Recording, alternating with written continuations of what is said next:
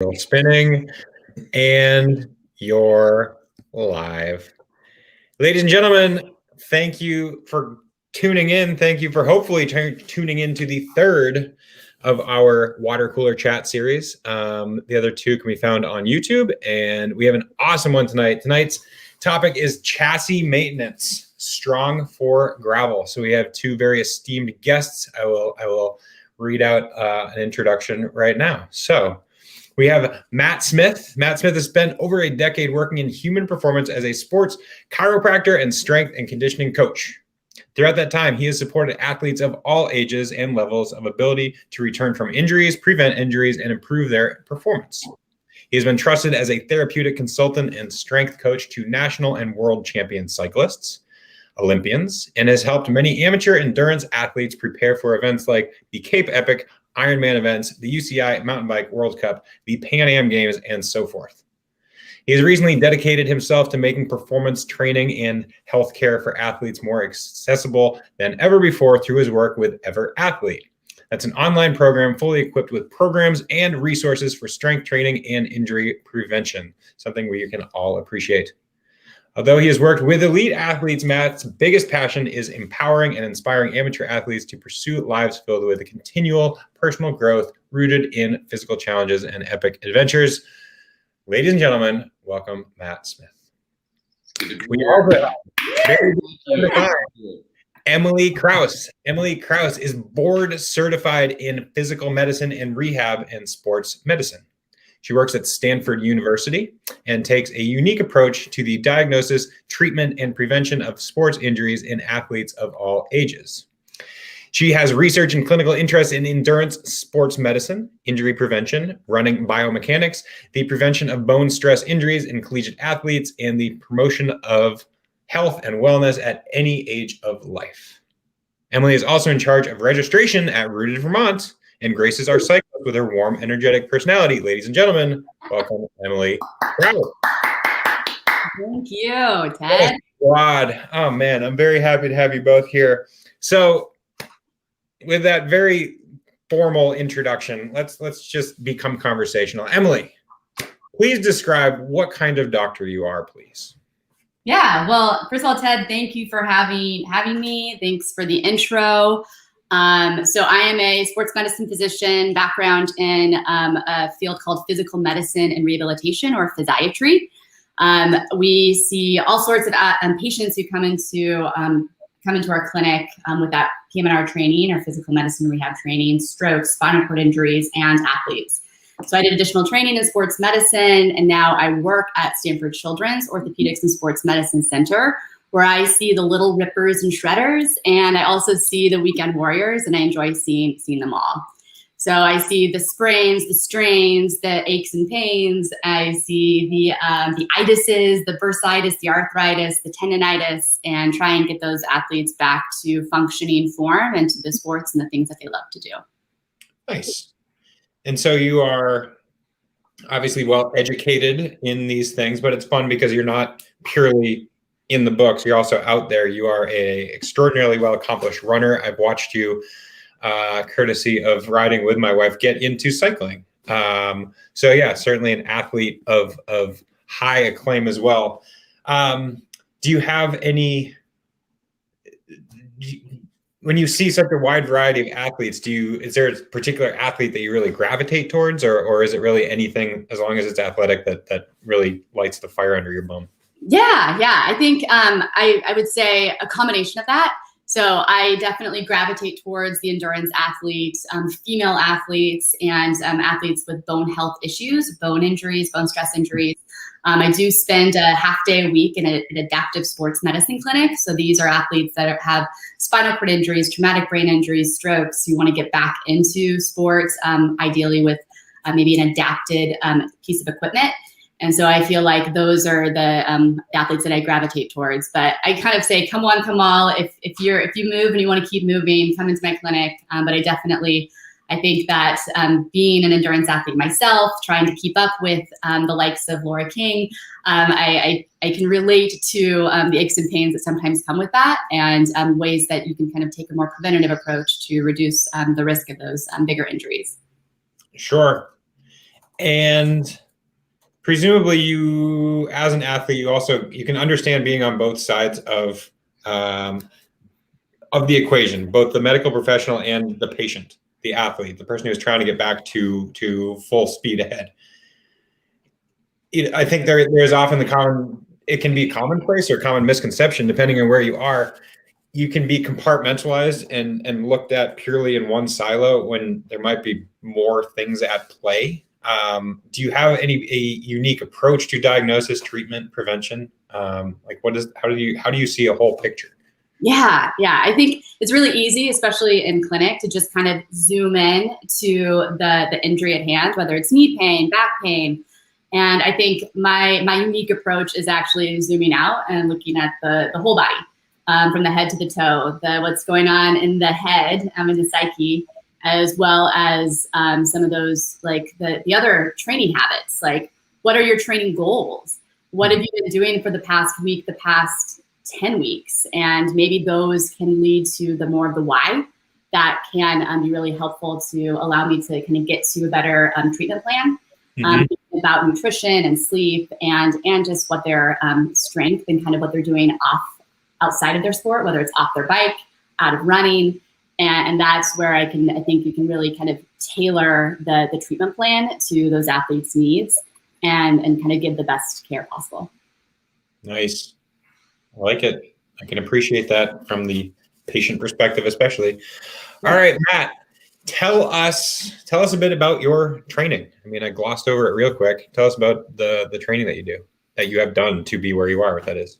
Yeah, and just to chime in on Emily, I've personally experienced her care earlier this year, and top notch, fantastic. She's someone that I've referred a lot of people to, and I couldn't speak any higher of her and her work at Stanford. So I'm fortunate to be able to rely on people like Emily in the work that I do, which is more on the conservative side of things. Well, she's on that side as well. But my background stems from, performance training. So doing some strength and conditioning, as well as, a traditional education and chiropractic and kind of the sports realm of chiropractic. Throughout my time, studying through grad school, spent a lot of time working in gyms and strength and conditioning environments. And so through Everathlete and some of the work that I'm doing now, have really dedicated myself to trying to meet anyone where they are on the performance spectrum. So whether they're in pain or they're looking to maximize performance or anywhere in between, that's kind of the goal that I've had as a provider and as a coach, to meet the needs of really anyone wherever they are on the performance spectrum. And so, throughout my career, I've done everything from, Everathlete started out as a sports injury clinic. So we did, conservative care for athletes and active people. We didn't just work and don't just work with elite level athletes, but that's certainly been a component of the business. But in the work that I've done, we started out doing hands-on therapy, like active release technique, grass and therapy, soft tissue work, as well as corrective exercise and rehabilitation work. And before I ever started Everathlete, I had been working in, strength and training and kind of that performance realm for a while. And so the goal was always to progress from the injury care side of things into the more functional fitness and performance side of things. And so Everathlete, as it grew, it kind of blossomed from a sports injury care clinic into a functional fitness facility that had a clinic inside of it. And so the goal with that facility was again to meet any athlete wherever they were on the performance spectrum. So if we were looking to maximize power on the bike or fix Achilles tendonitis or work through something like that, the goal was to have our team be able to meet those needs. And that's really what we've transitioned to in more of a digital format with the online portal that we're doing, is to try and make that information and those resources more readily available. But that's kind of, I'm sure that we'll get into that later on, but that's really been, my focus and my background. So. Perfect. Yeah. Well, yeah, later on can be right this second. Unpack quite a bit. What is Everathlete? Because it's more than every little facet of what you just talked about right there. Tell us about Everathlete. Yeah, so Everathlete is a company that I started back in 2014. I think our logo says 2015, but it started back in 2014. And, again, we started out really focused on conservative therapy for athletes. So treating and helping to prevent injuries with conservative measures. So anywhere from hands-on therapy to corrective exercise, I talk about that a little bit. And when we started out, we were working with athletes, and then we also were working in the corporate sector as well. So spent a lot of time doing primary care wellness on site at, tech companies in the Bay Area.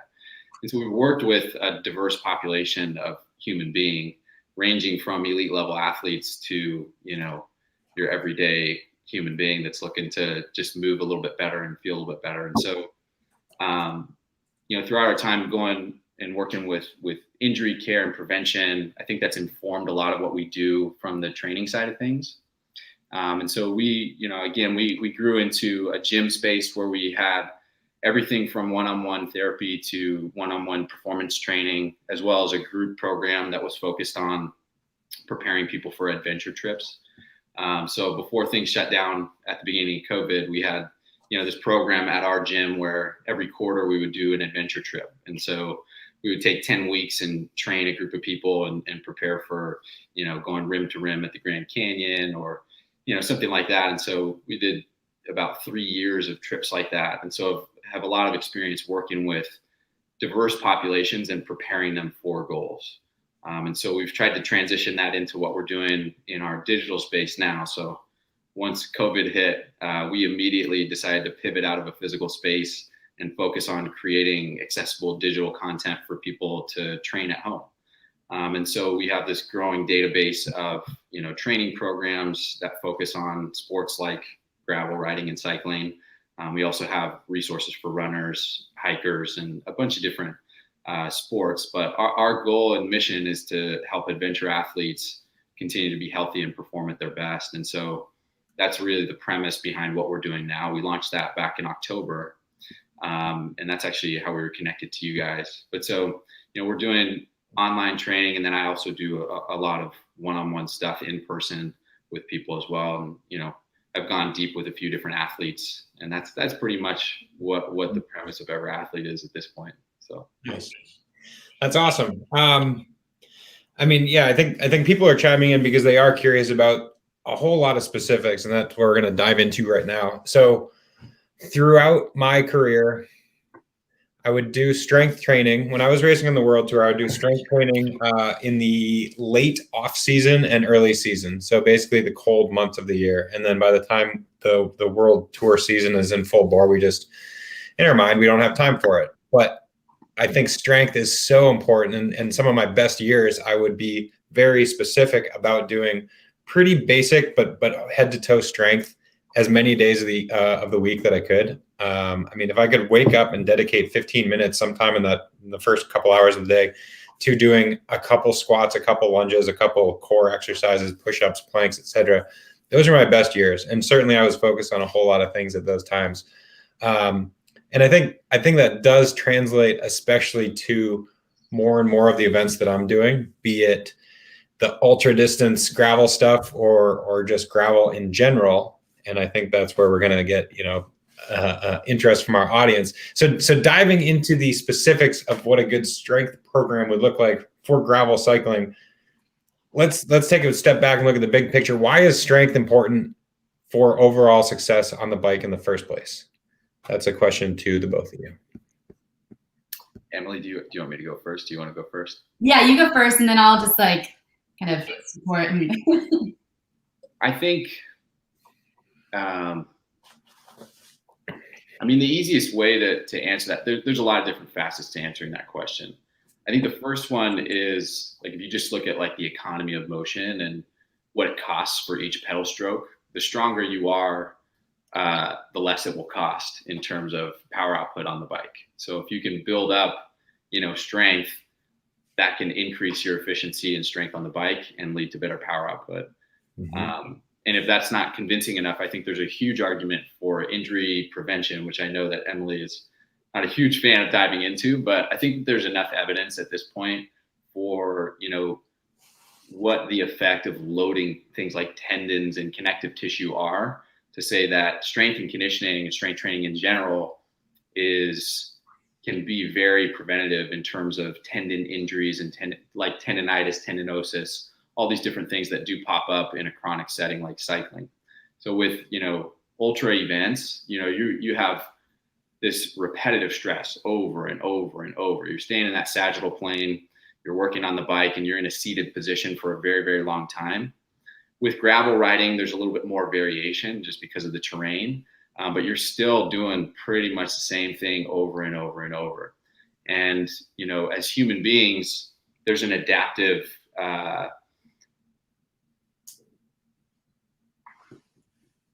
lower back, our neck and shoulders.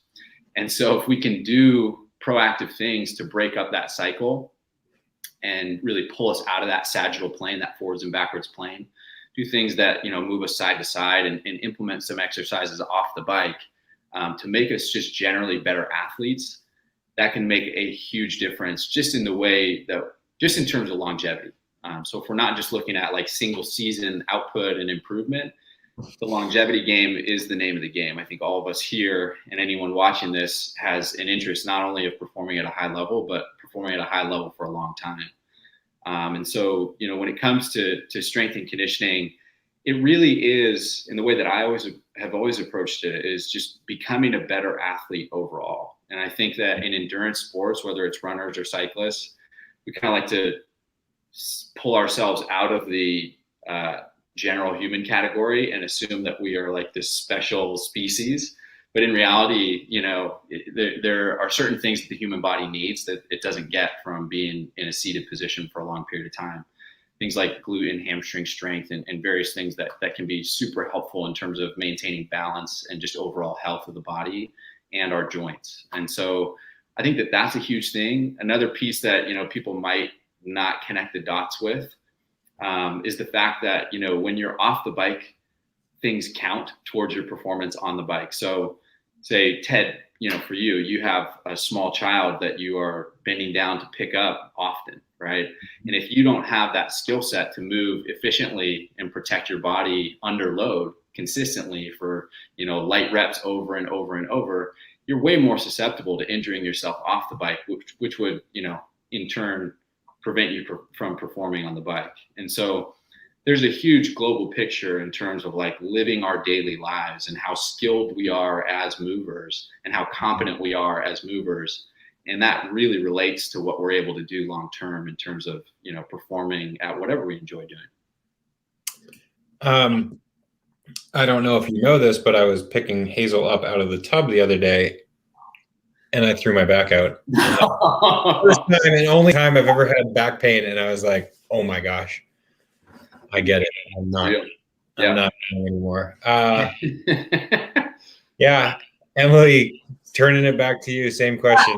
Oh man, Matthew, you summarized that up really, really well. But just to kind of add a bit more, well, first of all, I think that it's just folklore that strength training is a bulking up, and it leads to a decrease or decline in performance, especially in the cyclist culture. But that's also in all endurance sports and running. And thankfully, I feel like the research has really debunked that. And there's more research that's coming out as far as kind of that injury risk reduction piece too.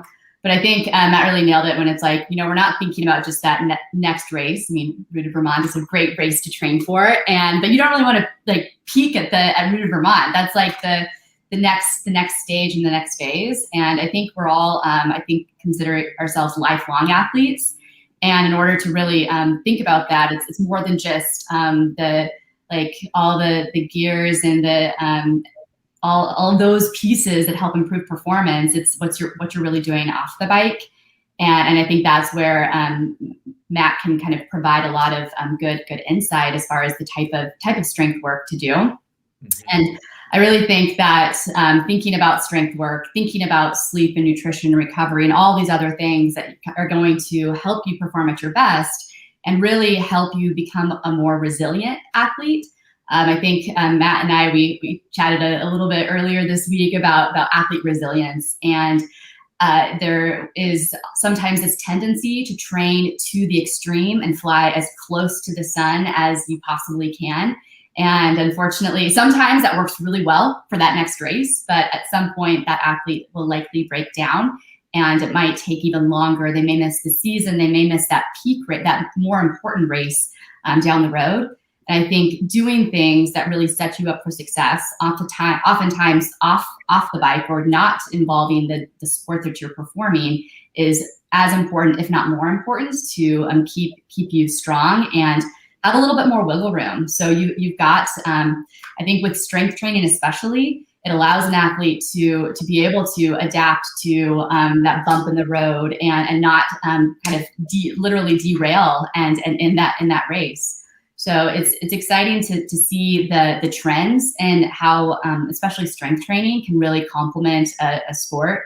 And with the endurance sport world, I think it's really starting to gain traction. And so it's really nice to have people like Dr. Smith that I can refer my patients to, which we do. We share patients, and it's been wonderful to kind of see how Everathlete really evolved and really open the door to this whole like virtual space that an athlete can kind of bridge that transition and kind of learn these skills that they can kind of have in their back pocket and in their tool belt. That's awesome. Another question that is thrown out to both of you, trying to dive into the specifics, what are the issues that you do see maybe specific to endurance athletes and cyclists in particular? Sorry, say that one more time. Like the types of injuries? Yeah, what are the types of injuries? What are the specific, I mean, there are plenty of people watching and listening right now who are fortunate enough to have not had anything happen, knock on wood, ever or yet, right? Mm-hmm. So what are the injuries that you see athletes and cyclists in particular susceptible to, besides getting your daughter out of the tub? I mean, the whole pull the kid out of the tub injury, it'll get you. But I think low back pain is an issue, especially on the bike. I mean, thinking about position, and I think knee pain, like the knee and the back, are the ones that are cited in the literature and that show up in my clinic. And sometimes that's related to bike fit, but oftentimes, I mean, bike fit might be a small piece of that. And really there is maybe an overtraining principle where they're just doing too much, too soon, too quickly. But I think there is that strength piece. And as kind of Matt alluded to earlier, as far as kind of having more of those, I think of like the primary muscle groups, like the lead actor or actress, and then you've got all these other muscles playing these really important supporting roles that you may not think about as much, but they are the stabilizers, and they keep that knee kind of in that good alignment. And without those stabilizers, there can be a lot of excess motion, which can affect efficiency, but also lead to extra contact forces. I meant to bring my little cool anatomic knee to kind of show that, but I thought that might get a little too educational for a water cooler chat.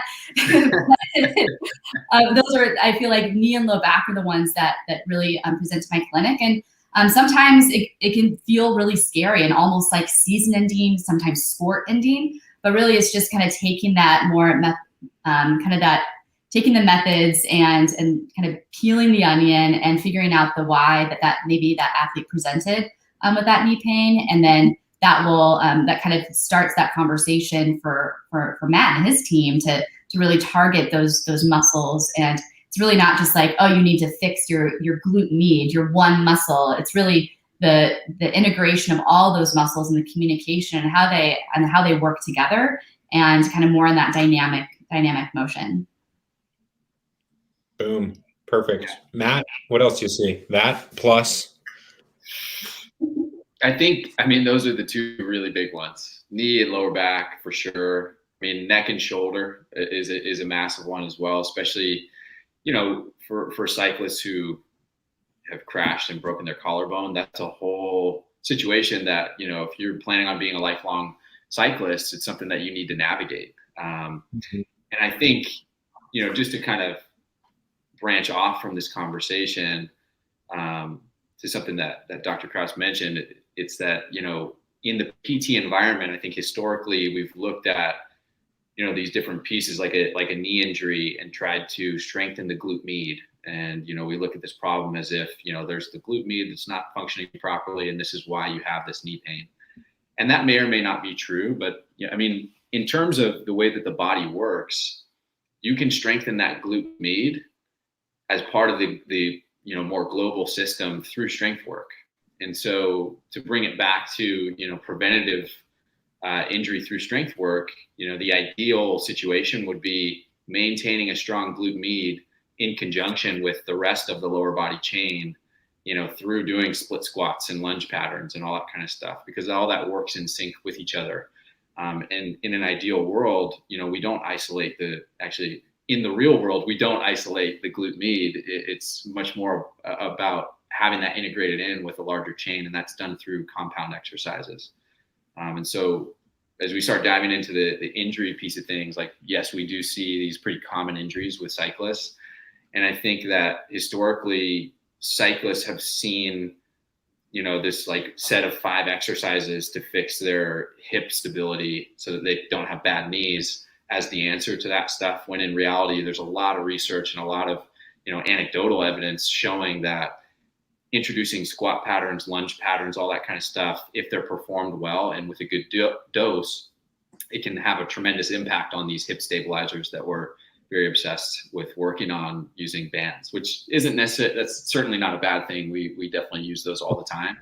But it's more so just to say that a lot of these injuries that we do see that are repetitive stress can be dealt with through healthy strength patterns.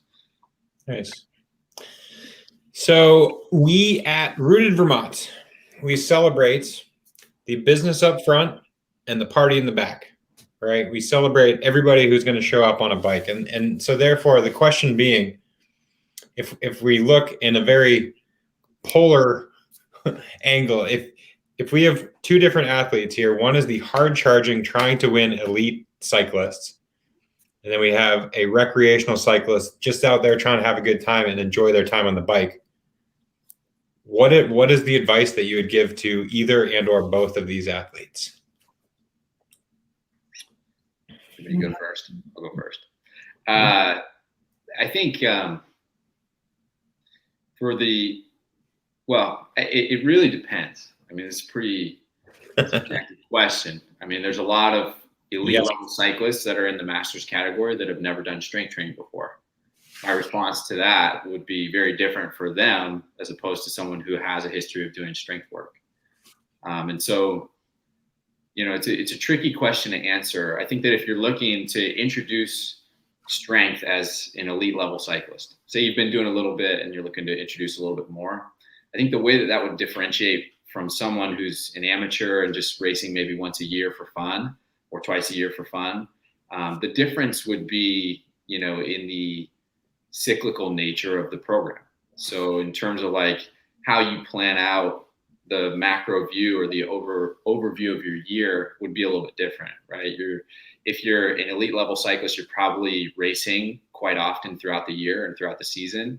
And so you'll have these different peaking events. And so there are ways that you can manipulate your strength training programs to make sure that you're peaking for each event and not suffering throughout the year. If you're, an amateur level cyclist and you're looking for, just a couple races a year, you can figure out, you can certainly peak for those races, but I think that it's less, there's less of a like standardized, periodized or rhythmic model. But that doesn't take away from the fact that even amateurs and people that are not like really serious about racing need to have undulation of their training.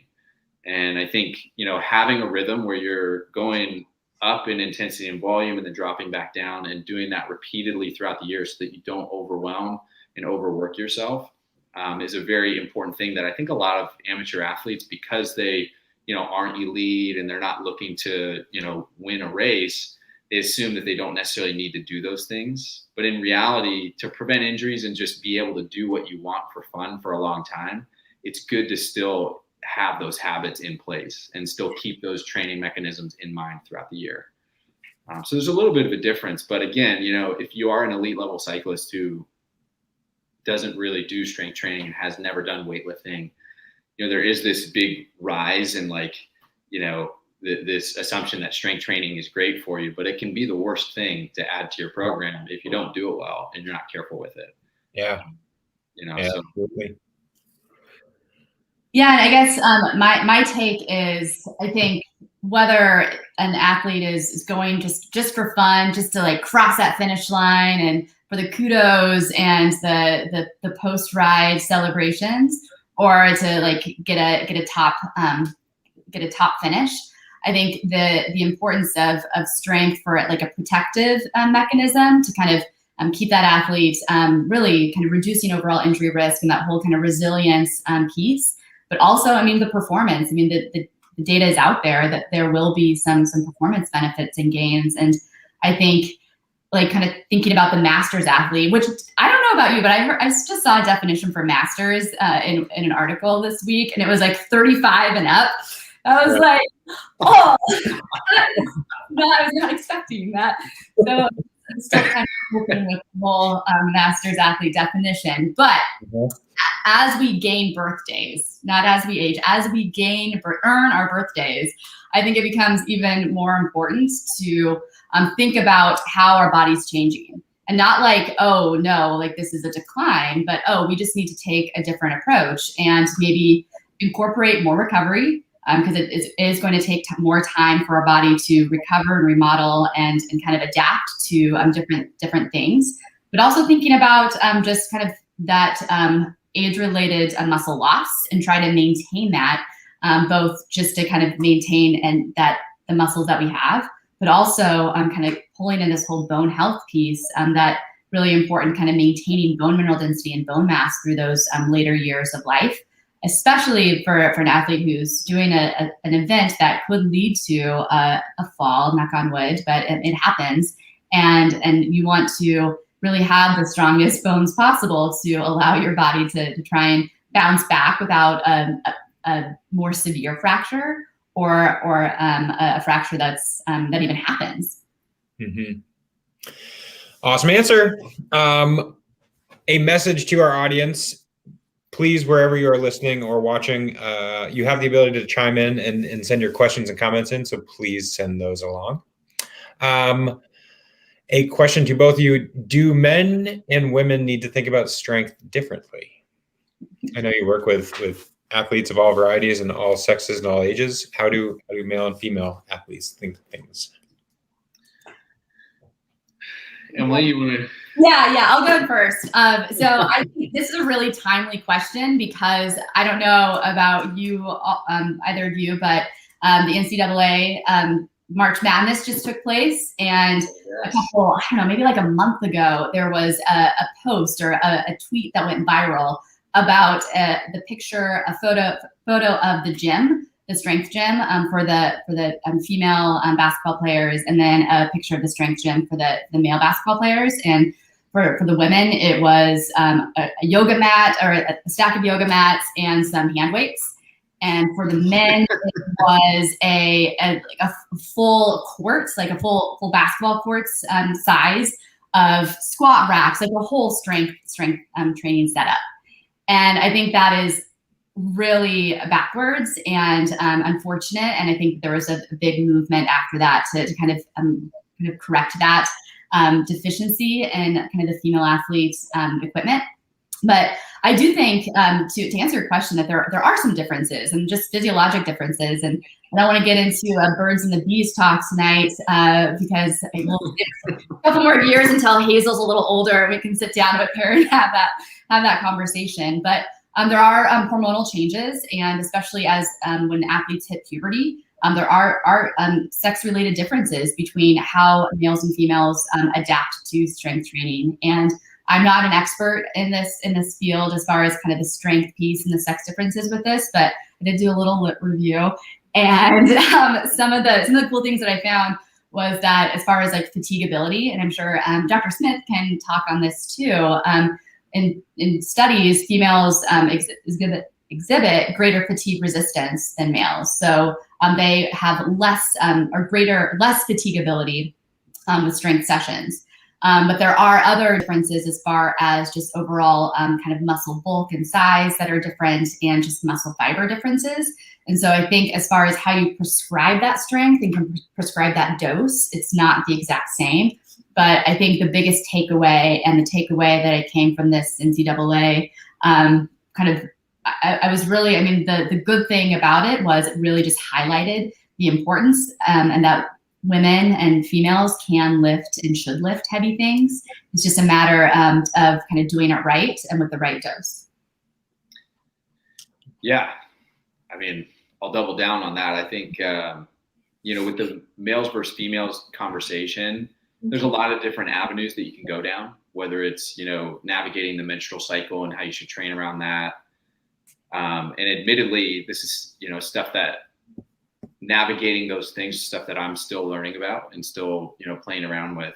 But what I can say, just based on the NCAA conversation, is that I personally have worked with some very high level women athletes who are absolutely lifting heavy things and do that on a regular basis to improve performance. And we've seen a direct correlation in improvement in performance on the bike with improvement in strength in heavy lifting. Now, again, dosing matters. The way that you do that matters. So I think that kind of, absolutely. Women should be certainly lifting weights and heavy weights, and it's all relative to body weight and skill level and all these different factors, but there's no question about that. I think the elite women in pretty much every single sport are doing some variation of a strength program and most likely lifting heavy. I think when we get into the more like navigating the cycle and all these different factors, a lot of that can come down to being very aware of your overall stress levels, your recovery, your nutrition. There's a huge nutritional component to training men versus women, and that's something that I'm certainly not a specialist in, but rely on specialists for and certainly respect. So I think in terms of like navigating the cycle, you can do certain things to modify your strength around certain times of the month. But overall, I think that men and women should generally be doing fairly similar strength training routines, but make modifications based on recovery levels, overall stress, and, blood paneling and nutrition, which is, something that I don't dive into quite as much. Mm-hmm. Very nice. We are going to begin accepting questions from the audience, or using them rather.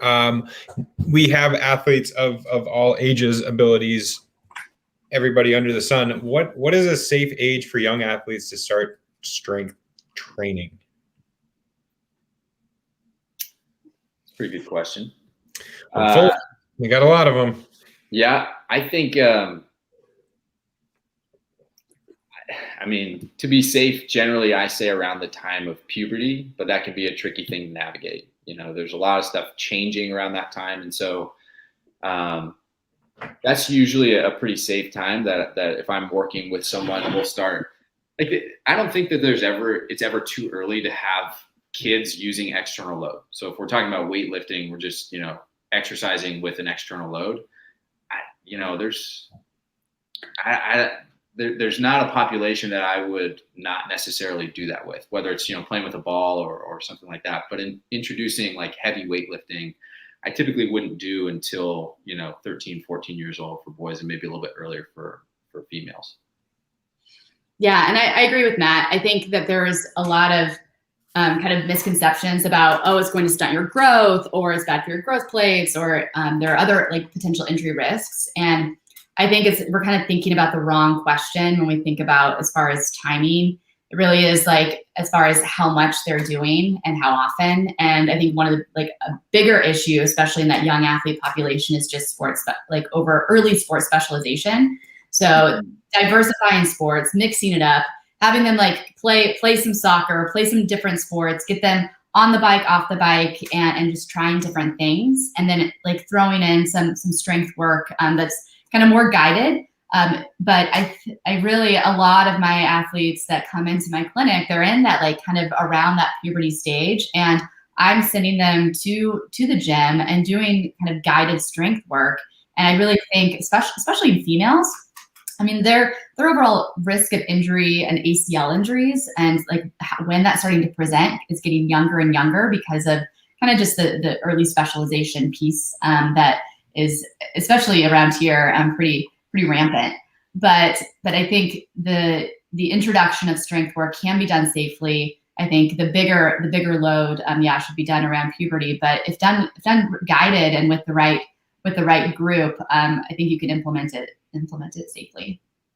Yeah, just to dive into that a little bit more, I think that the focus, especially for kids, should be less on when should I lift weights and much more on how do I vary my activities so that I'm building general athleticism.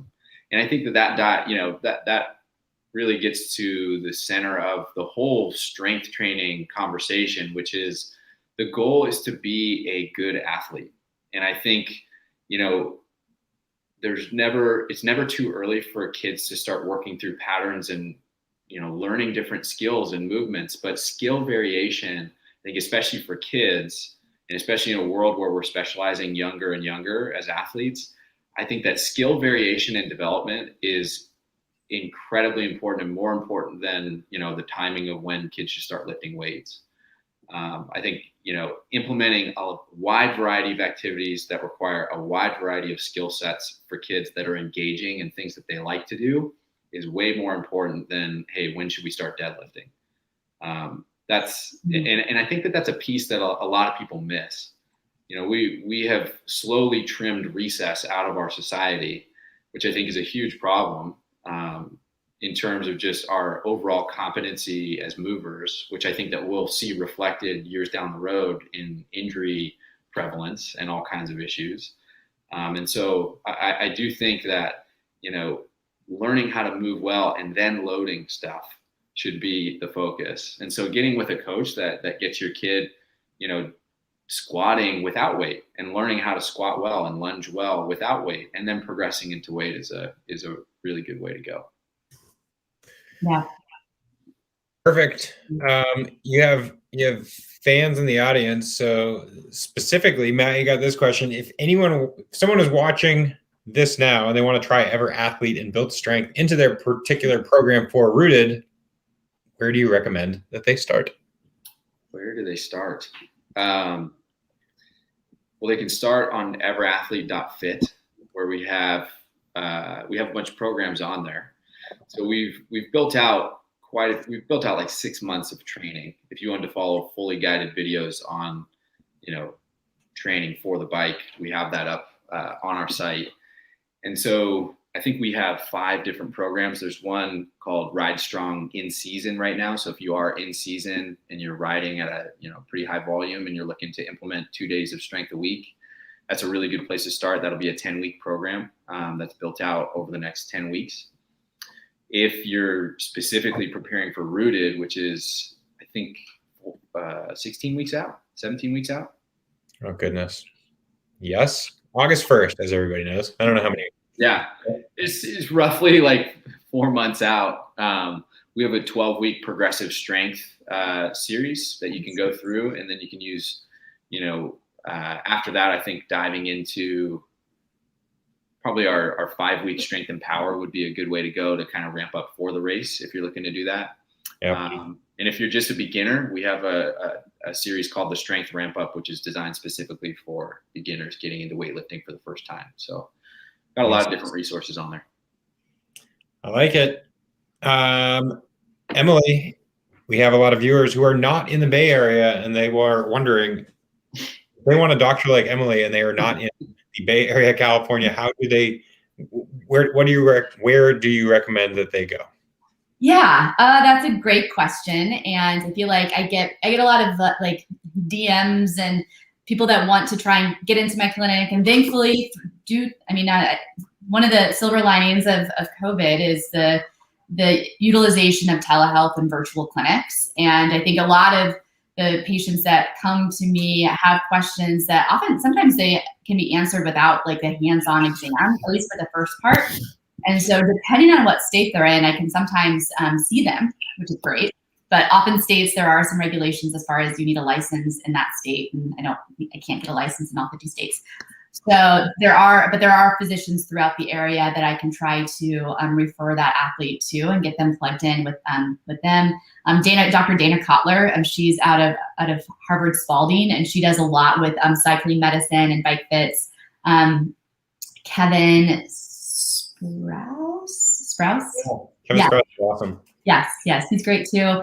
So you can navigate to emilykrausmd.com, and then there's my scheduling number, and that's one way. Or I think there's a way to actually send a message, and that'll land in my inbox too. Perfect. Diving into some more questions that are pouring in. Okay, this one's going to get a little bit specific, but I like it. So this is prefaced with, I've been told to incorporate strength on intensity days so that my recovery days can be spent 100% on recovery.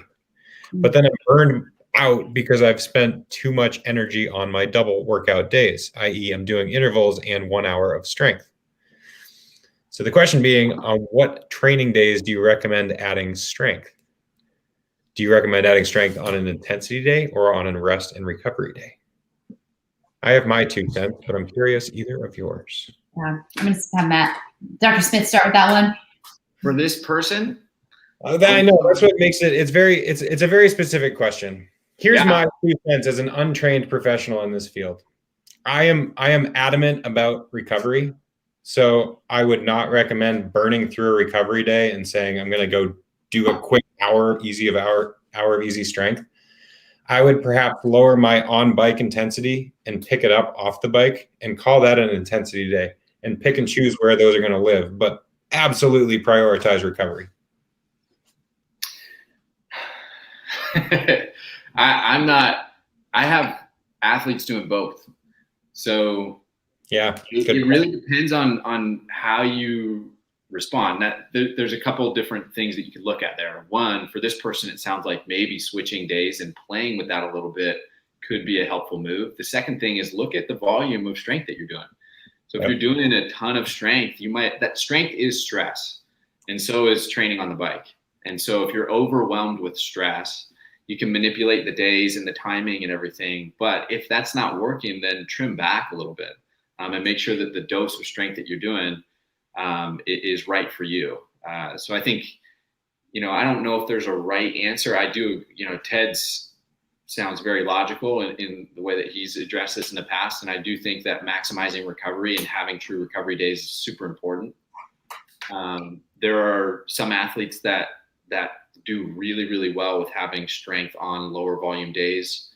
But it's totally dependent on the athlete. So I think the best thing to do is use this framework of what you think are these items that are helpful to your performance, play around with the scheduling a little bit. And then if that's not working, then trim back. Yeah, I agree with Dr. Smith and Ted's approach. I feel like I kind of fall into the boat of quality over quantity. And if your body is telling you that, if you're feeling that excess fatigue and that chronic fatigue, then something's got to give. And I think the strength piece is important, but dialing it back and learning about that dose and just listening to your body. And I think another big takeaway that it took me a long time to learn is that stress is stress. And stress can be from the bike. It can be from a short night because your kid's been up and keeping sounding alarms at 2 a.m. Or it can be from work or the pandemic. And so factoring that into your training and giving yourself a little grace too, that, sometimes you just got to surrender to the rest day. And the next day, I can almost guarantee if you go back out there, you're probably going to feel quite a bit better, but just giving yourself a little bit more downtime. Beautiful. Mm-hmm. Well, sorry, I was going to preface this question in a thoughtful way, but I'm just going to deliver it because I think it's kind of perfect. What are the advantages, disadvantages of calisthenics, lifting, mobility when it comes to gravel? My preface was going to be artful because I wanted to say, we've almost put the cart before the horse. Why do it? What's good or bad about it? I mentioned it sort of at the top of the show. My best years bike racing in a very two-dimensional motion. I mean, moving forward, just my best years are when I had a priority on overall strength, and certainly I wasn't, heavy in the gym, but being aware of back strength, neck strength, arm strength, leg strength, and flexibility, mobility, that was awesome in terms of pure road racing. And then gravel is a little bit more dynamic. I mean, you are moving around a bit more. You're lifting up your bike, you're jumping over streams, yada, yada, yada. That is my 2 cents on advantages, disadvantages. I don't see a disadvantage at all. I think strength is such an important component in life. So either of you have more than my 2 cents? My 2 cents on that, for gravel specific riding, I think with the terrain that you're dealing with, there's a lot to be said about upper body strength, which I think is neglected quite often with cyclists, where, handling the bike generally, having good grip strength, being able to, just overall handling the bike is a very important thing that requires a lot of upper body strength and stability. And so I think that is huge. And this is outside of, just being able to be more powerful with your lower body in a single pedal stroke, I think is a very obvious one. But when it comes to gravel riding, core stability is a huge factor.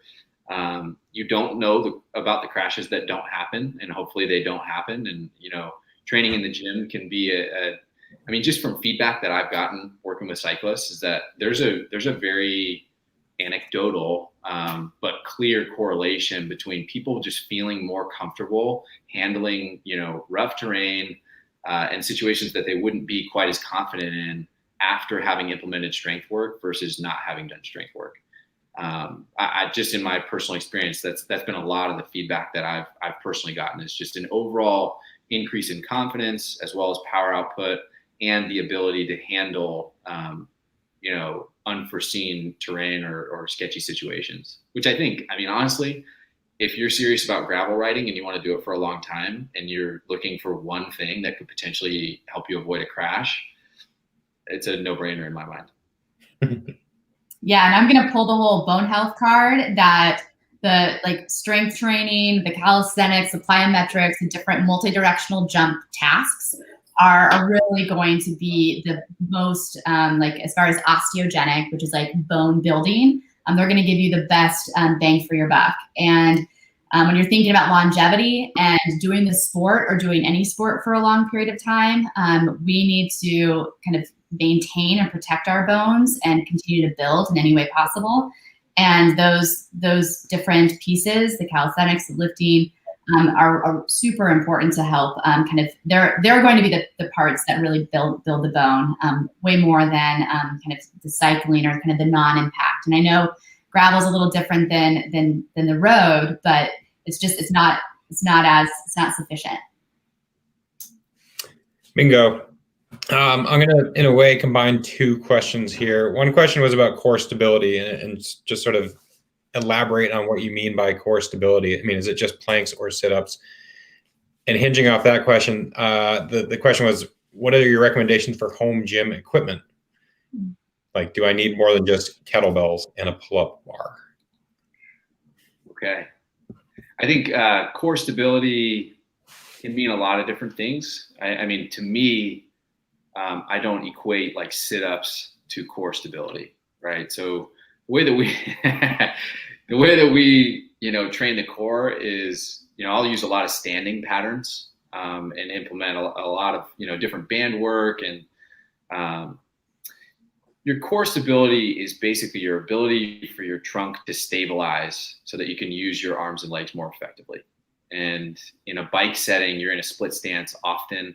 You have your 2 feet connected to the bike, you're seated on the bike, and you have your hands on. And so we use a lot of different patterns to basically help you recruit your midline or your trunk so that you can, again, effectively use your arms and mostly your legs. And I think that's really the name of the game when it comes to core stability.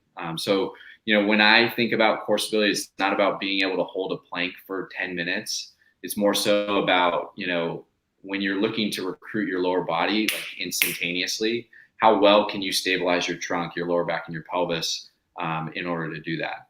So how good is that platform?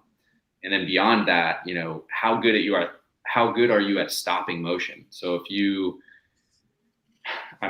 there's a lot of different scenarios that we could talk about on the bike where this would come into play, but how good are you at resisting motion that's unwanted? So in terms of like handling or gripping your handlebars and controlling your handlebars, there's a huge component of trunk stability that comes into play there that you don't necessarily get out of holding a plank for a really long period of time. It's more so being able to react to different stimulus and stabilize it. And so there's a lot of different ways to train the core. We tend to think in, patterns for the most part. So being able to stop forwards and backwards motion, side to side motion, and rotational stimulus. And then beyond that, being able to generate force in those directions are the two different ways that we look at core training. So being able to stop motion as well as being able to create motion effectively. And again, we use a lot of different patterns from, stuff that you do on the floor to a standing position and everywhere in between.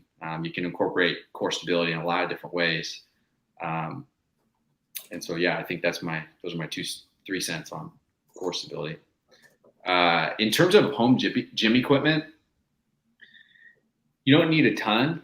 I think that, we have suggested equipment for our program where you can build out, a pretty robust setup at home for under $500 and have a really solid setup, ranging from, if you have like a full stack of dumbbells, it can be super, super helpful. But that being said, in order to get good training at home, you can certainly use a kettlebell. But I think, and this is stuff that we're going to put out later on this year, is we'll have more like max strength programs where we're actually, truly building heavier weights and strength and all that kind of stuff, which wasn't a component when we first put things out at the beginning of COVID.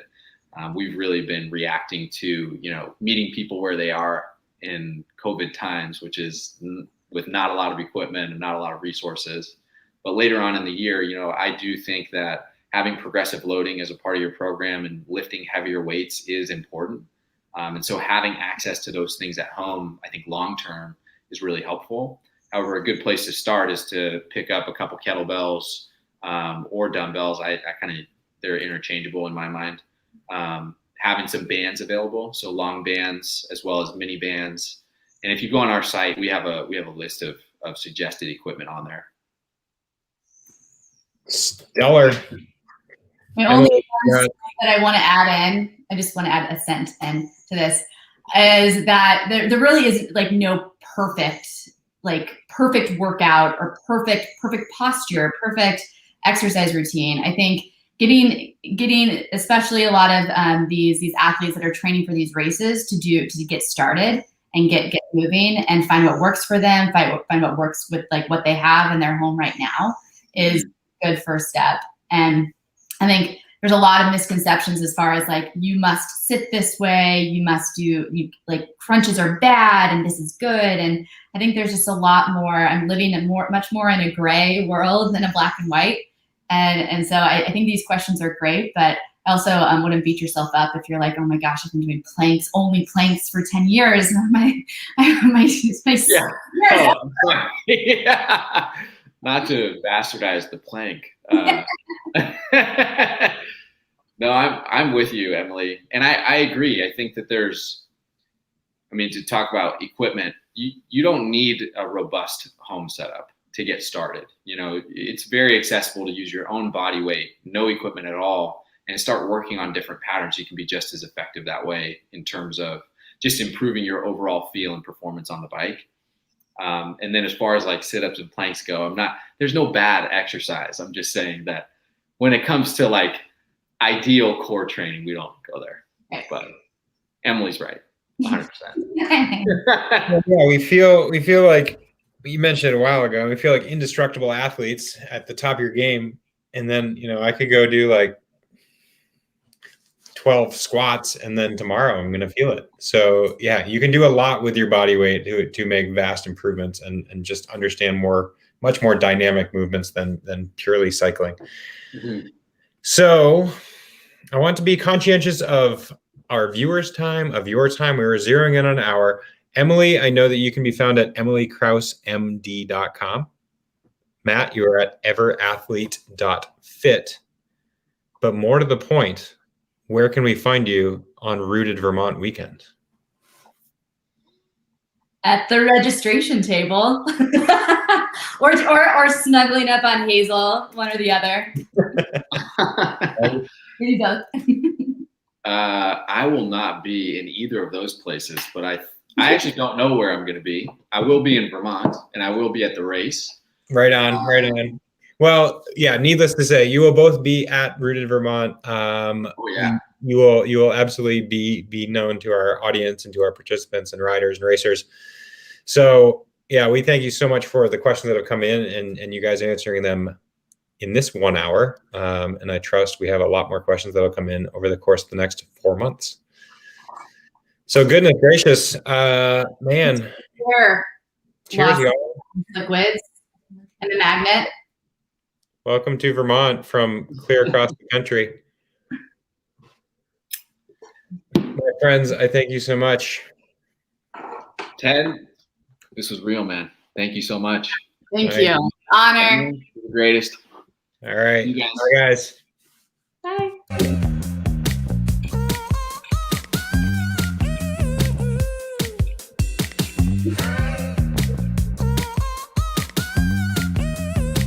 I'ma make you believe.